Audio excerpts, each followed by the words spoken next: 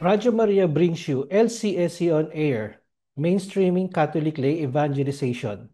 Sabay-sabay natin palawakin kung paano kilalanin si Kristo, isabuhay si Kristo at ipamahagi si Kristo mula sa mga laiko para sa mga laiko. Let us all meet Christ, live Christ, and share Christ. Mga kalakbay, kamusta? Sana nasa mabuti kayong kalagayan at sana kayo ay safe sa inyong mga lugar, sa inyong mga bahay-bahay at kung nasaan man kayo. At sana ay kayo ay relax na nakikinig dito sa LCS on Air, dito sa Radyo Maria. Mga kalakbay, ngayong ah, gabing ito, ang ating episode ay yung The Lost Sheep, Bringing Back the 99. Yan. Narinig niyo na ba yung parable na yon? Diba? Pag-uusapan natin to, yung parable ng lost sheep. And alam nyo, mga kapatid, ito ay isang storya ng ano to para story of mercy na tinatawag itong parable na to. Ito ay akmang-akma ngayon sa tawag ng ating simbahan. Ngayon, mga kalakbay, siguro i-comment nyo sa comment section yung ano, eto meron ako itatanong sa inyo. When you hear the parable of the lost sheep, ano yung napipicture out you or ano yung naalala nyo? Ano yung sumasagi sa isipan nyo sa parable of the lost sheep?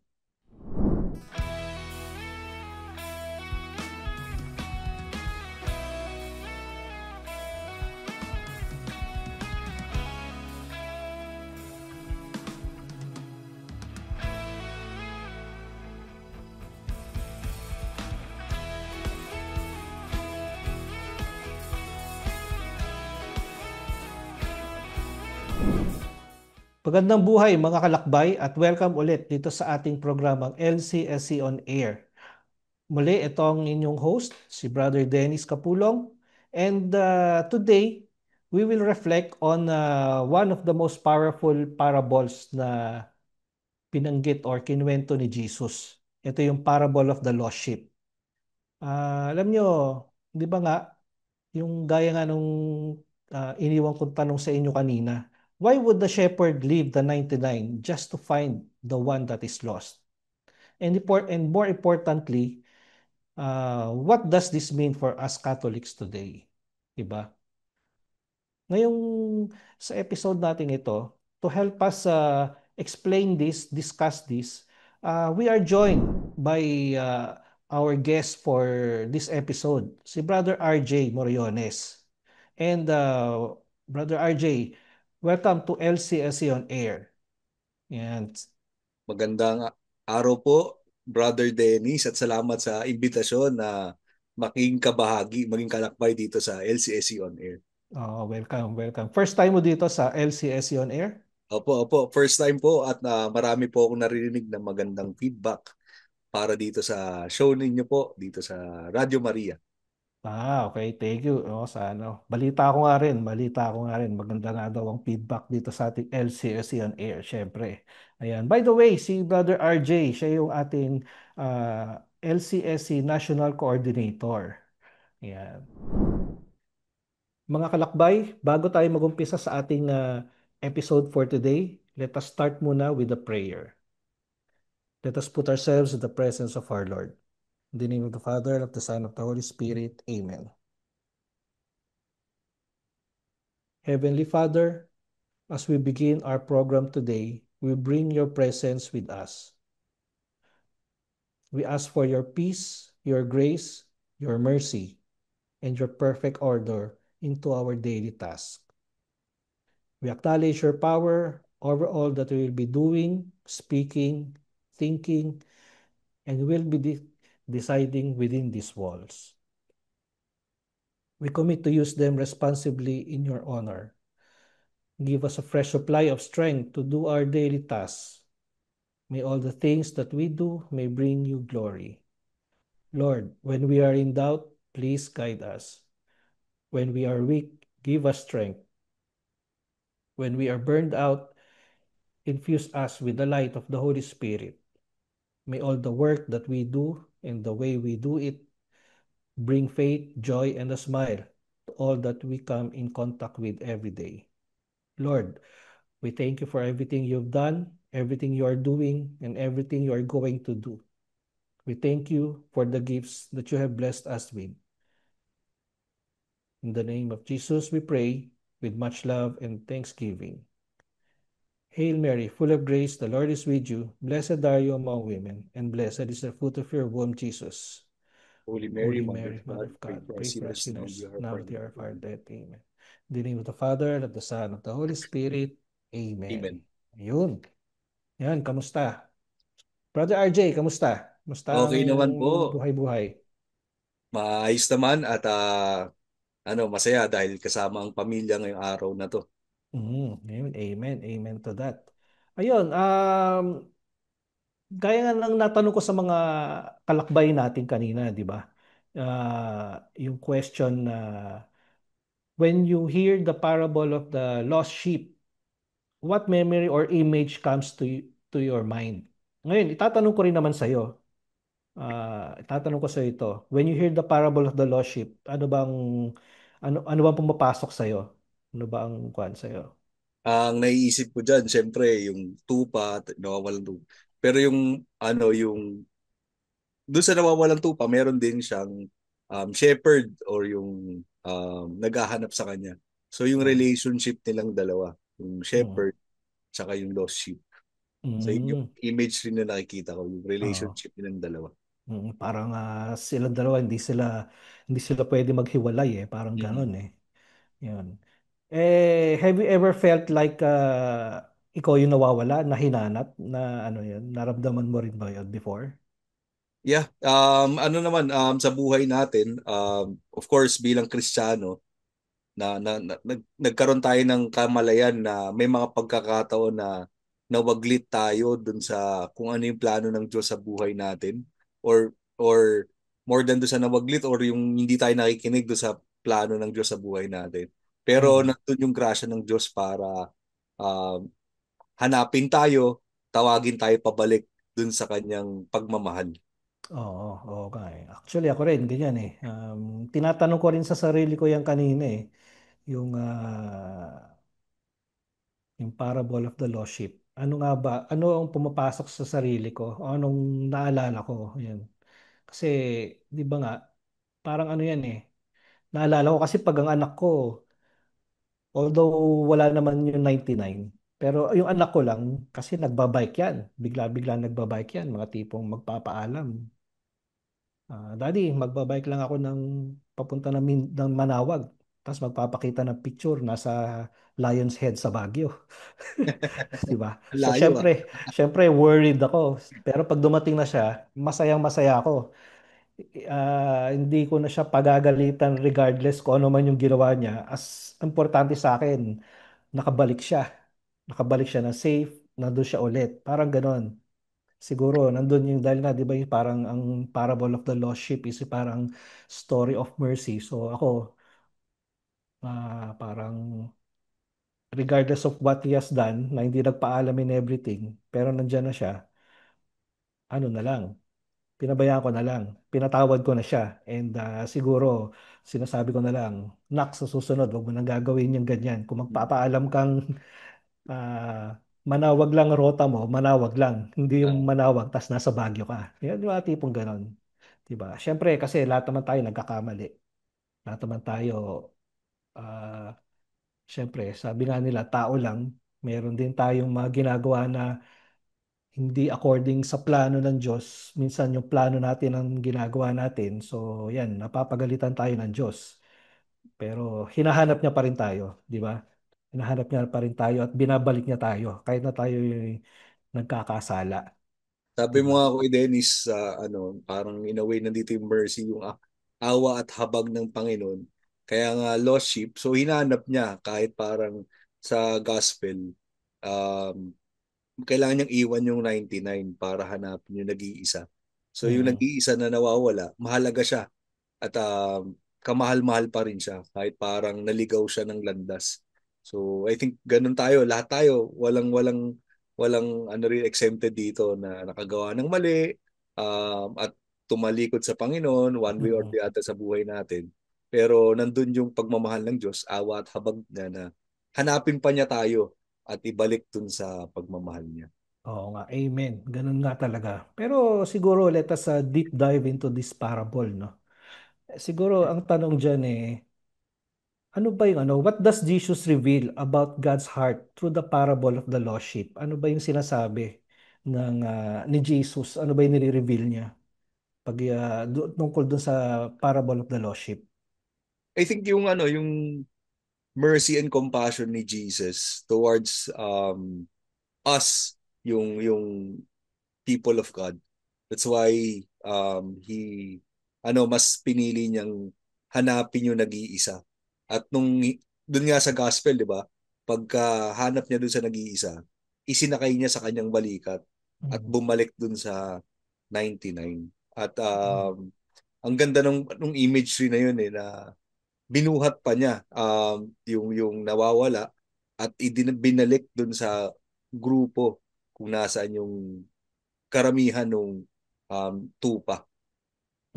Kaya nga. Yung pagmamahal tsaka yung awa at habag ng Panginoon sa atin na hindi niya tayo hahayaang mawala sa piling niya. Oo nga.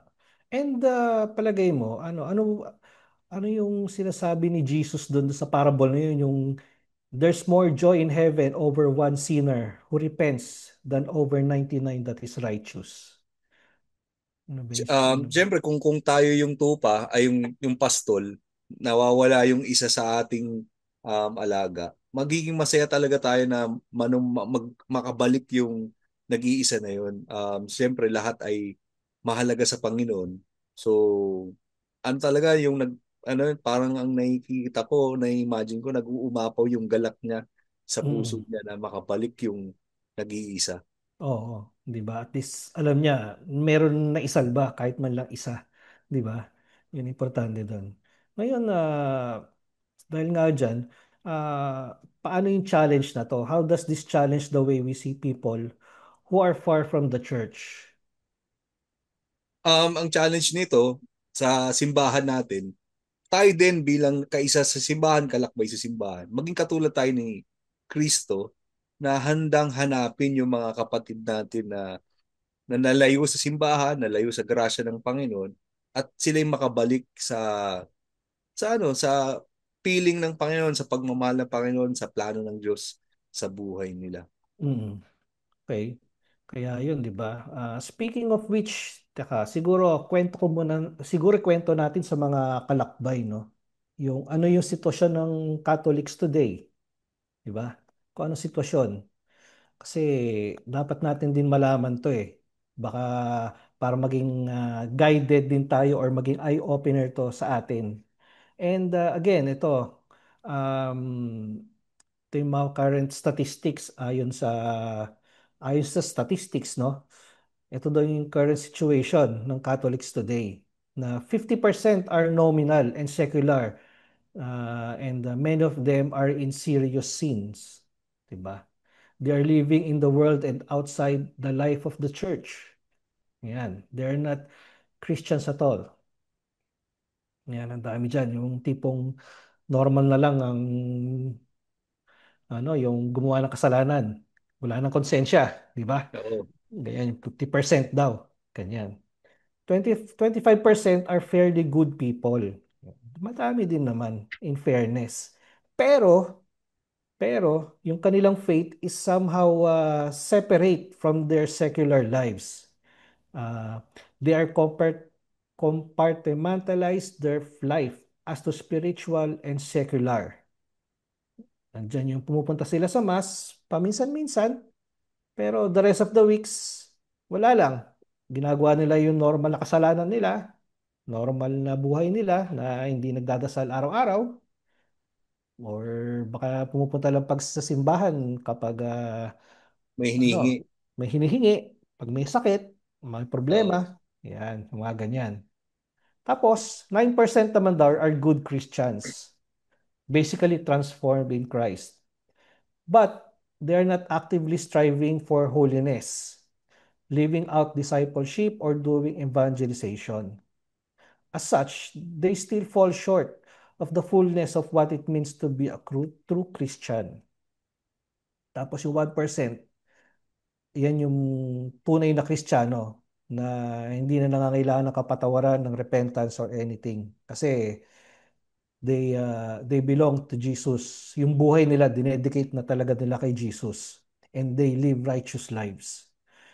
They are those who live Christ. They are those who live Christ. They are those who know Christ. And they are those who share Christ. Yan. Yan daw yung mga yan. Ngayon, basing on this breakdown, ano yung nag-strike sa iyo? Ano yung parang kumitil sa iyong isipan?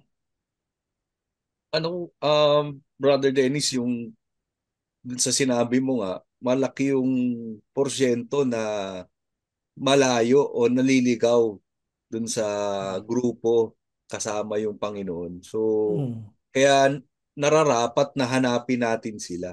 Na Oo. tayong naglilingkod, na tayong malapit sa Panginoon, na tayong naiintindihan yung pangangailangan na mas ikwento yung habag at awa ng Diyos. Kailangan tayong magsama-sama para tumugon dun sa tawag na yun. Kaya nga, if, kung maibahagi ko nga, Brother Dennis, sabi nga ni Brother Frank Padilla, yung nag-found nitong Live Christ, Share Christ, Mm. para sa kanya, hindi na nga one yung nawawala, Mm. pero 99 na yung nawawala.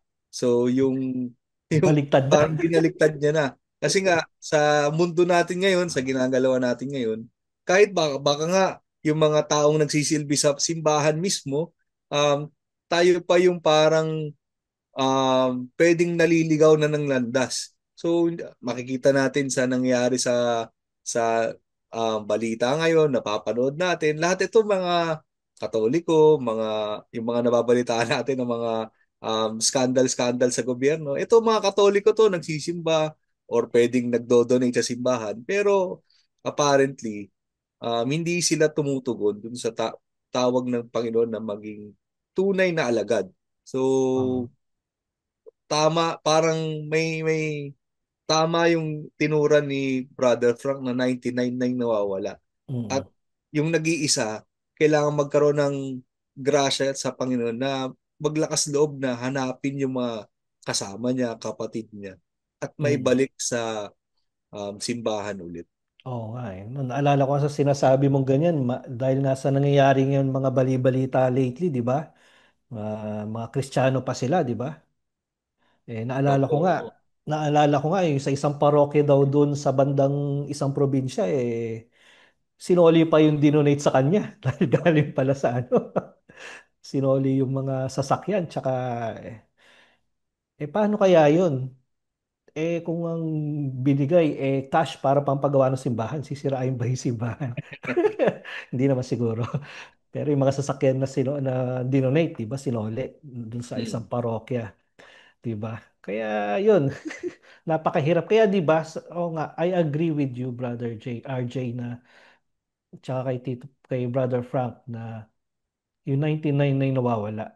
Kaya siguro itong new evangelization siguro napaka-importante. Eh, tawag dito. Ito yung magandang ibahagi natin sa kanila para magkaroon sila ng tamang landas, tamang guidance, 'di ba? Kasi 'di ba, new evangelization, ano ba? Ano ba ang new evangelization? Lagi natin naririnig 'to eh. Lagi natin naririnig ang new evangelization. 'Di ba? Ang new evangelization is about evangelizing ngayon, the 99 that is lost sa bagong pamamaraan, 'di ba? Ganun na ngayon eh. And kumbaga sila na yung dapat ma-evangelize. Sila na yung dapat na ma-reach out sa ating mga tayo mga laity na tayo mismo mag-reach out sa kanila na para maibalik sa kanila, 'di ba? Ganyan ang dapat na gawin. Pero Opo. ngayon, Brother IJ, why is it tanong ko sa iyo, why is it specially focused on the baptized who are no longer living their faith na kailangan ma-evangelize? I think ang dami nating Katoliko dito sa Pilipinas. Maraming nakikinig sa atin dito sa Radio Maria. Pero kailangan paulit-ulit nating manamnam yung pagmamahal ng Diyos para araw-araw. Kasi yung temptation, yung tawag ng demonyo para magkasala, para umiwas sa grasya ng Panginoon. Nandyan yan lagi eh. So Mm. dapat nandun parati yung ibibigay natin, i-open natin yung sarili natin sa grasya ng Panginoon para paulit-ulit nating nararamdaman, naririnig na mahal tayo ng Diyos. At dahil mahal tayo ng Diyos, mamahalin natin sila pabalik, mamahalin natin ang Diyos pabalik sa pamamaraang isabuhay natin yung buhay natin na nanaayon sa kagustuhan niya. Kaya nga yung sinasabi mo nga, Brother Dennis, yung new evangelization, yun yung parang reproposal ng simbahan dun sa mga anak ng Diyos para manumbalik yung pagmamahalan, yung relationship, Mm. magkaroon ng encounter, maengkwentro ulit natin yung Diyos na buhay para buhay ulit yung buhay natin. Parang ganun, Mm. parang manumbalik yung sigla ng ating pananampalataya sa Panginoon. At dahil masigla yung pananampalataya natin sa Panginoon, mas magkakaroon tayo ng lakas na isabuhay siya. Mm. Umiwas sa temptasyon, umiwas sa korupsyon, umiwas sa mga kung ano-anong mga masasamang gawain at maging mabuti at mabuting alagad ng Diyos. Oo. Parang ma-remind tayo, di ba? Or ma-remind din yung mga, yung 99 na nawawala na yun. Ma-remind sila na meron Diyos, na mabuting hangarin ng gusto ng Diyos para sa kanila, sa mga nawawalang yon. And para manumbalik sila. Tama, tama ka doon, Brother RJ. And paano naman ng isang ordinary na tao, isang lay people? Hindi lang yung mga pare or yung mga misyonaryo. Paano ba sila maging part nito? Una, yung para maging kabahagi nitong gawain na to ng simbahan ng about new evangelization. Unang-una, kailangan nating makilala araw-araw ang Panginoon. Kilalanin ng Panginoon sa pamamaraan ng pagdarasal, sa pamamaraang laging magsimba, i-receive yung sacraments. At dahil nasa presensya tayo ng Diyos sa dasal, sa sakramento, at mga bagay na magpapalapit sa atin ng Panginoon, magkakaroon tayo ng pagkakataon na i-live siya. Mm. Hindi i-live, yung hindi iwan na, pero Mm. isabuhay siya, Sa buhay. si Kristo sa ating pang-araw-araw. At dahil isinasabuhay natin siya, nasa sa atin ng Panginoon, magkakaroon tayo ng instinct or ng power ng fire to na ibahagi siya sa ibang tao, na ikwento yung pagmamahal ng Diyos sa kasama ko sa trabaho, sa kapamilya ko, at dahil doon, nakagiging kabahagi tayo nung Great Commission, ika nga, na tinuturan sa Biblia. Okay, di ba? Yun ang ano din, yun ang importante doon. Kaya napaka-importante nga na ito yung mangyari itong new evangelization. And I mean, naniniwala ako maraming paraan to. Isa to, itong programa natin, itong LCSC on Air. Isa to, itong Radyo Maria na bilang isang new evangelization para nga ma-evangelize ang mga nawawala. Di O, ba? ang konkreto, Brother Dennis, makinig sila sa LCSC On Air at ikwento nila yung LCSC On Air sa mga kapamilya nila para sama-sama tayong sama-sama nating malaman kung paano natin ibabahagi si Kristo sa iba. Oo, amen. Amen to that. Siguro mga kalakbay, habang tayo ay nandito sa ating programa, punta muna tayo sa isang commercial break. Siguro pakinggan muna natin itong mga kanta ng Live Christ, Share Christ galing sa mga composers din ng mga missionaries ng Live Christ, Share Christ.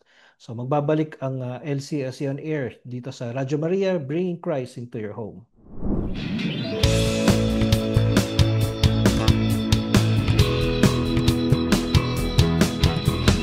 I have found the truth, my Lord, you have set me free.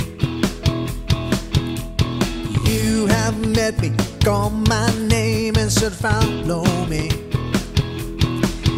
'Cause I believe what the Bible tells me.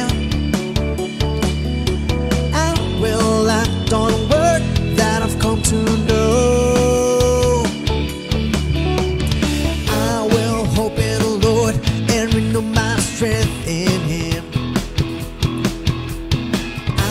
will soar on wings like eagles, sustained by Him. Though I run, I won't grow weary, walk, and I won't faint.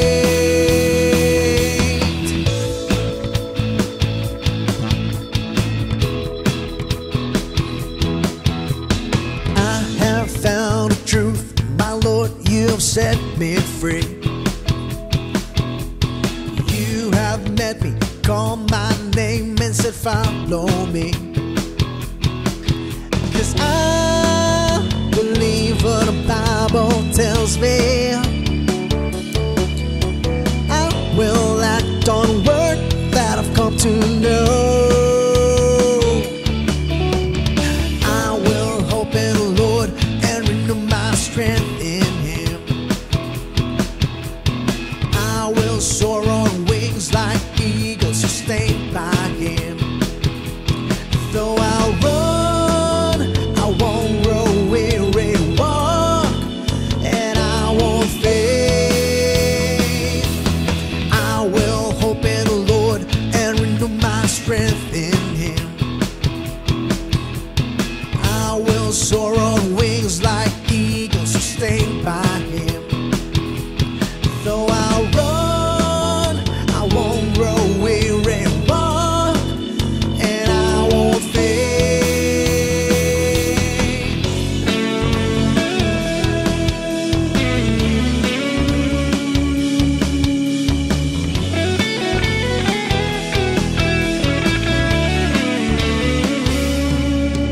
To live the word is Christ alive in me. In Him, love is all I see. To live the word is Christ alive in me. In Him, love is all I see. I will hope in the Lord and renew my strength in Him. I will soar on wings like eagles, sustained by Him. Though I run, I won't grow weary, walk, and I won't faint. I will hope in the Lord and renew my strength in Him. I will soar on wings like eagles, sustained by Him. Though I run, I won't grow weary, walk, and I won't faint.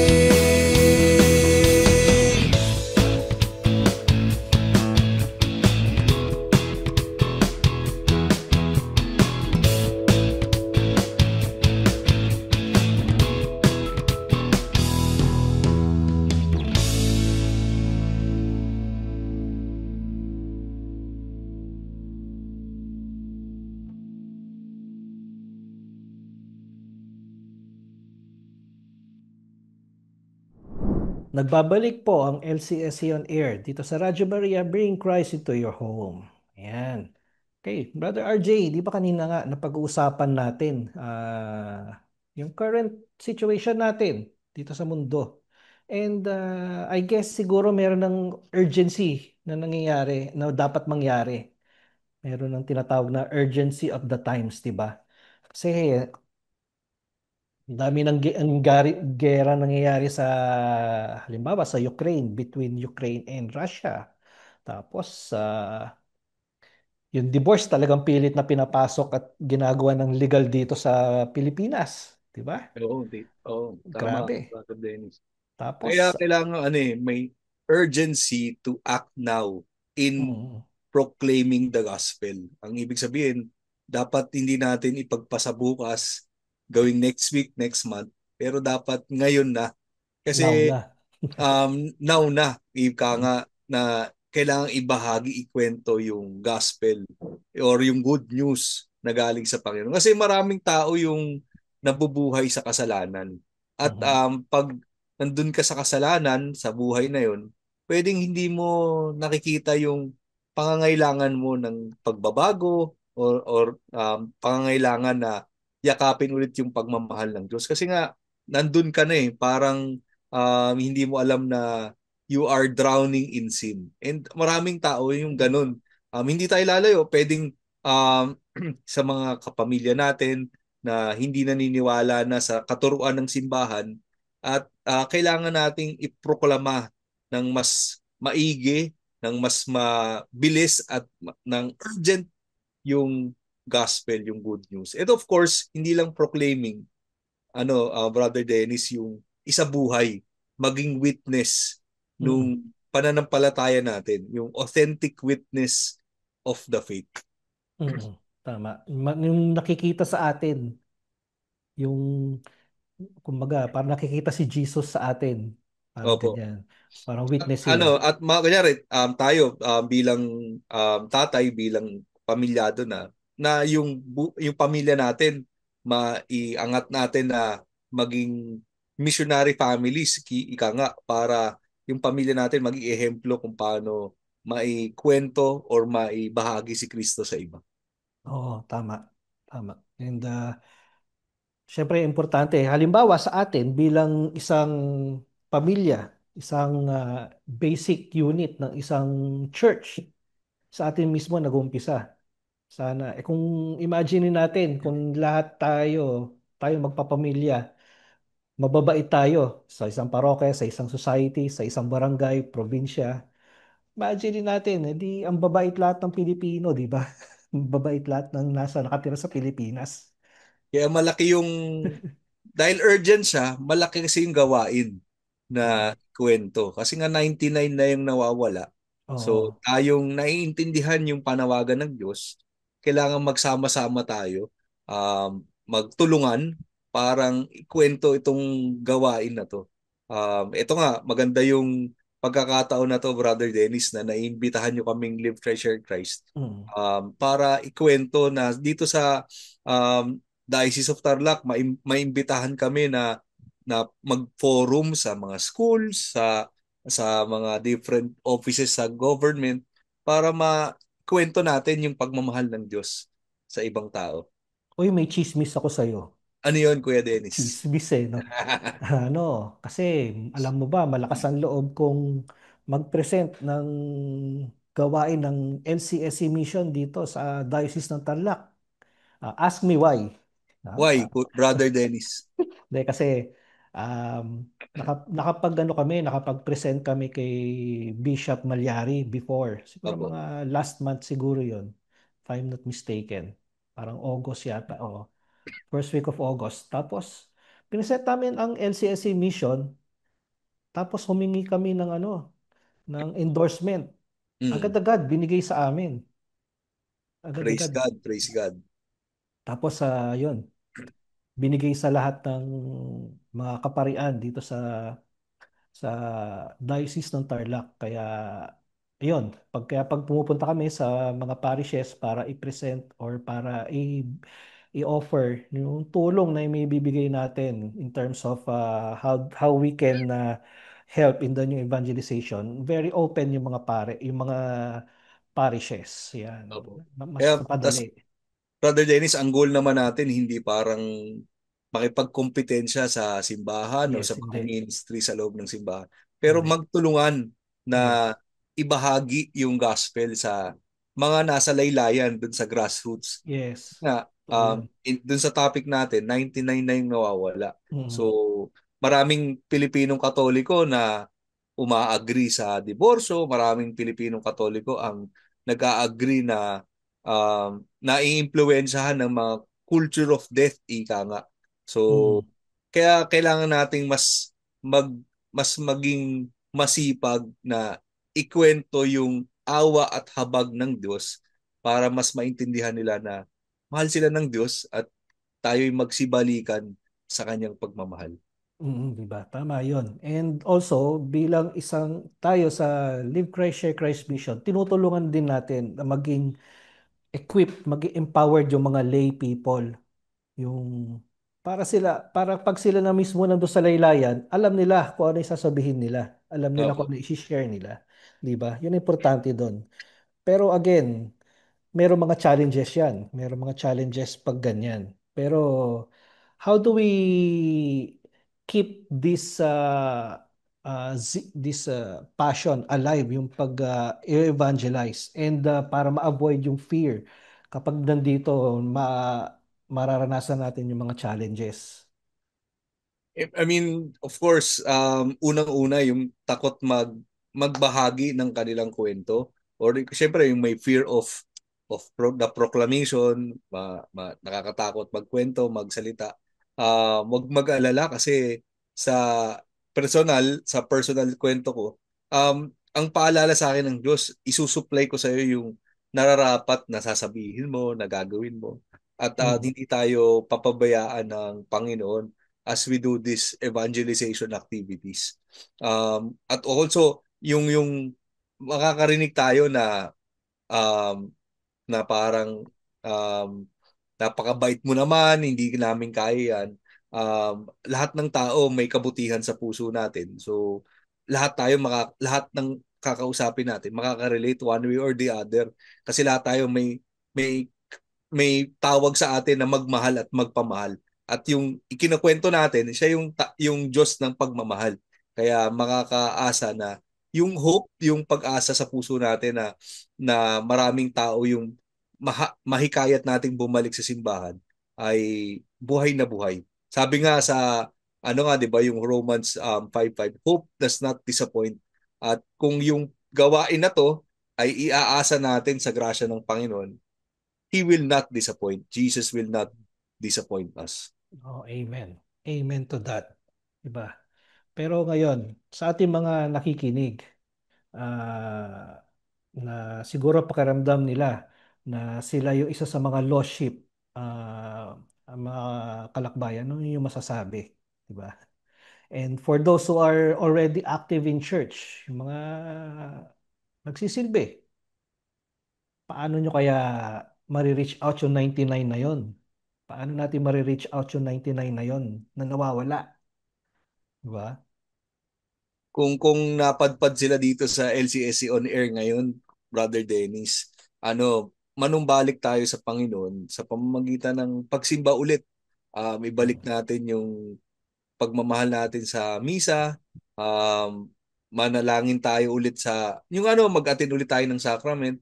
At huwag kalimutan yung sacrament of confession. Libre siya. Mm. Nandun yung awa at habag ng Panginoon. So lahat tayo panawagan sa nakikinig dito sa iyo, Brother Dennis, na balik tayo sa simbahan, simba ulit tayo, yayain natin yung pamilya natin na sama-sama magsimba nitong darating na linggo. At dun sa mga active na sa serbisyo sa simbahan, wag masyadong mag-focus dun sa service for the Lord, but rather we focus on the Lord of our service or the Lord of our work, the mission. Kasi nga, may temptation to focus only on serving God. Pero we are not focusing on the God who we serve. And Mm. as we reach out, as we go out of our zones, of our comfort zones, hayaan nyo kami makipag-partner sa inyo. Sa mga parokya ninyo, sa mga BECs na ninyo, na dalhin natin yung salita ng Diyos through chastity formation, salita ng Diyos sa liturgical Bible study, kung wala pang Bible study activity sa inyong parokya, narito po kami nila Brother Dennis, pwede namin ikwento sa inyo yung methodology na meron po kami. At Mm. ito'y ibabahagi namin sa parokya ng libre. Kasi nga, ang naintindihan natin, yung salita ng Diyos, yung pagmamahal ng Diyos, ay walang kaakibat na price tag kasi gusto nating magkwento lang kung paano magaling ang Diyos. And of course, kwento natin sa mga dali natin ang isa't isa yung Live Christ Share Christ sa mga eskwelahan, sa government offices, at kung saan-saan pa, kung nasaan ang mga Katoliko, dalhin natin yung salita ng Diyos, yung Oo. mabuting balita.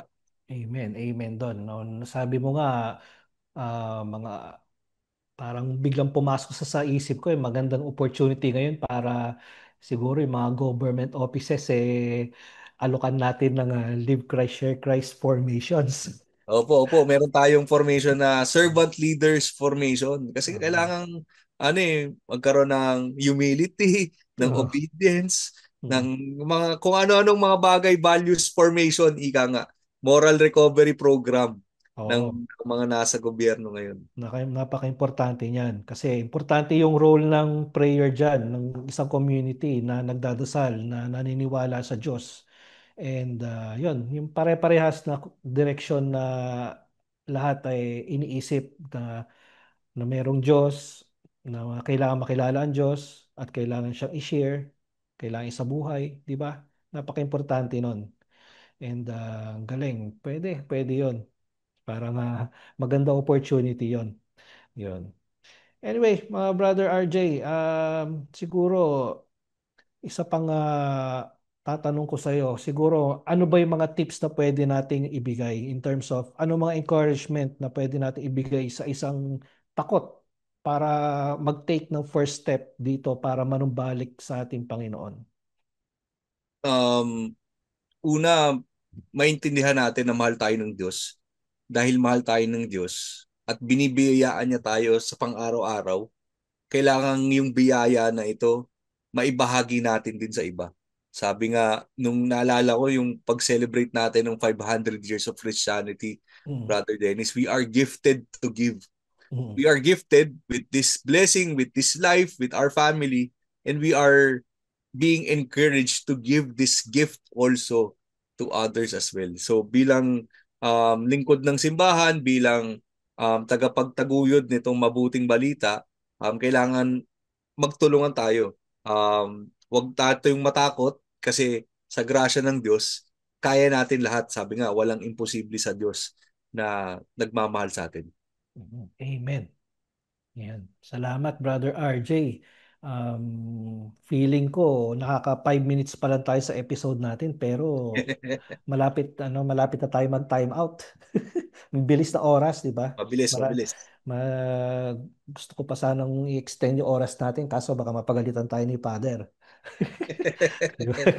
Pero again, maganda yung napag-usapan natin for today dito sa ating episode na again, nagpapaalala sa atin na mayroon pala isang Diyos na maawain, mahabagin, na hahanapin niya ngayon, yung 99 na nawawala, maibalik sa simbahan.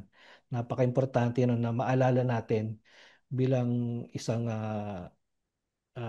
Kristiyano, isang Katoliko na kahit makasalanan tayo, meron at meron tayong isang Diyos na hahanap at hahanapin tayo kahit tayo nawawala. Ayan, yan ang huwag nating kakalimutan. And ayun, salamat mga kalakbay sa inyong pagsama sa amin nito sa ating episode sa ano to. At again, sana ay kayo nasa mabuting kalagayan. And siguro bago tayo mag-ending prayer, siguro mamaya siguro next week iniimbitahan namin kayo para pag-usapan ulit natin ang new evangelization and siguro ibang paraan paano tayo mag-evangelize and ibang mga topics pa na pwede namin i-share na makakatulong lalong-lalo na sa parokya, sa publics, kung paano natin maibahagi ang salita ng Diyos. Brother RJ, siguro bago tayo mag-closing prayer, ay mamaya mag-closing prayer, I invite you na mag-lead ng ating closing prayer. Tapos after that, siguro invite natin ating mga kalakbay sa lahat ng mga ganap ng LCSC on air. Okay? Sige po, bago tayong closing prayer, inaanyayahan ko po kayo na i-like and follow yung Live Christ Share Christ Facebook pages. And also yung Live Christ Share Christ, may mga programa siya. So may 5 programa yung Live Christ Share Christ at may mga Facebook pages din ito. Yung Live Pure, LCSC Live Life, No One in Need, Live the Faith, tsaka Live the Word. So like and follow all our social media pages. And of course, maganda po na dahil nagsasama-sama tayo dito sa gawain na to, may bahagi niyo po itong episode na to sa inyong parokya at sa inyong mga kapamilya at sa inyong mga kasama sa parokya na naglalakbay patungong langit. So, support the Live Christ Share Christ Mission financially by sending donation para tuloy-tuloy itong LCSC on air. So maraming salamat Brother Denny sa paanyaya na maging kabahagi, maging kalakbay mo dito sa LCSC On Air. And as we have our ending of our show, let's thank God. Pasalamatan natin ang Panginoon sa grasya na ipinagkaloob niya sa atin. Sa ngalan ng Ama, Anak at Espiritu Santo. Amen. Maraming salamat Panginoon sa pagkakataon na to na maramdaman yung pagmamahal mo. Maraming salamat Panginoon sa awa at habag na ibinigay niyo po sa amin at hinanap niyo po kami para maibalik sa pagmamahal mo. Sa Panginoon, idinadalangin namin yung mga kapatid namin na naliligaw ng kanilang landas at hindi naririnig yung mabuting balita. Nawa bigyan niyo po kami ng lakas ng loob, ng pangangatawan para hanapin sila at maibalik sila sa simbahan. Nawa, Panginoon, as we do new evangelization, may we be able to be your powerful instrument, malakas na kasangkapan mo Panginoon para gawin itong mabuting balita. In Jesus' name we pray. Amen. Sa ngalan ng Ama, Anak at Espiritu Santo. Amen. Amen. Okay, thank you Brother RJ and mga kalakbay. Salamat din sa inyong pakikinig at panonood dito sa ating episode dito sa LCSC On Air, dito sa Radyo Maria, Bring Christ into your home. Magandang buhay po sa ating lahat.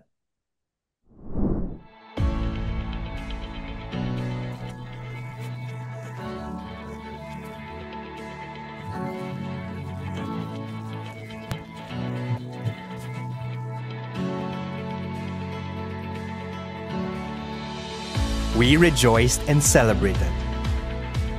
But it does not stop there. The mission must continue to move forward with greater intensity and passion. It's no time to stop and wait for things to happen. It's now time to be zealous. It's no time to be complacent and lukewarm. It's now time to engage more and go out there. It's time to tap even more unto the power and strength of God. It's time to abandon it all for the sake of the call. It's time to be trailblazers for the new evangelization. The evangelized need to be the evangelizers. The mission must be truly rapid and massive. We are losing Catholics by the day. We must make a stand and be part of the new evangelization.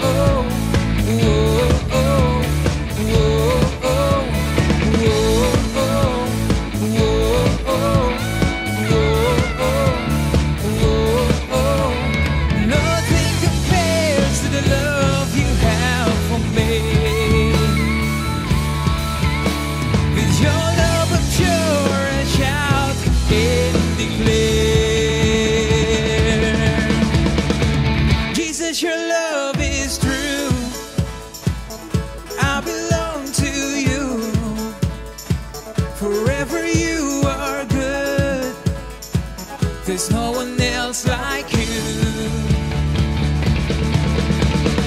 Your love surrounds me and nothing can take me from you. Jesus, your love is true. I belong to you. Forever you are good. There's no one else like you. Your love surrounds me and nothing can take me from you. Your love surrounds me and nothing can take me from you. Whoa, oh, oh, whoa, oh, whoa, oh, whoa, oh, whoa, oh, whoa, oh, whoa, oh.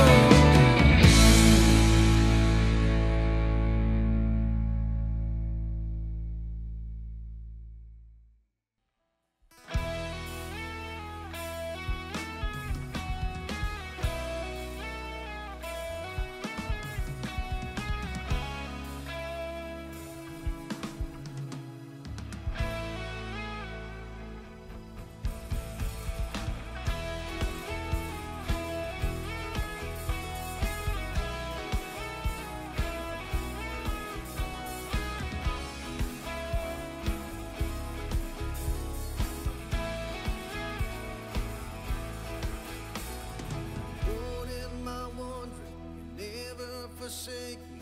You always remind me to trust and remember your name. 'Cause you never change.